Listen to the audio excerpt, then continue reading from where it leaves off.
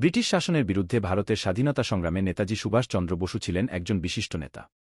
২-৩ জানুয়ারি ১৮৯৭ সালে জন্মগ্রহণকারী বোস দ্বিতীয় বিশ্বযুদ্ধের সময় ভারতীয় জাতীয় সেনাবাহিনী আইএনএ গঠনে গুরুত্বপূর্ণ ভূমিকা পালন করেছিলেন।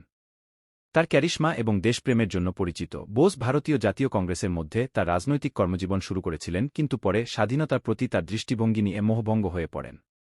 ১৯৪১ সালে তিনি কলকাতায় গৃহবন্দিত্ব থেকে রক্ষা পান এবং ভারতকে মুক্ত করার জন্য দ্বিতীয় বিশ্বযুদ্ধের সময় অক্ষ শক্তির কাছে সমর্থন চেয়েছিলেন। বোস ব্রিটিশ উপনিবেশ থেকে বন্দী ভারতীয় সৈন্য ও বেসামরিক লোকদের নিয়ে আইএনএ গঠন করেন। ভারতকে ব্রিটিশ শাসন থেকে মুক্ত করার লক্ষ্যে আইএনএ দক্ষিণ পূর্ব এশিয়ায় জাপানি বাহিনীর সাথে যুদ্ধ করেছিল।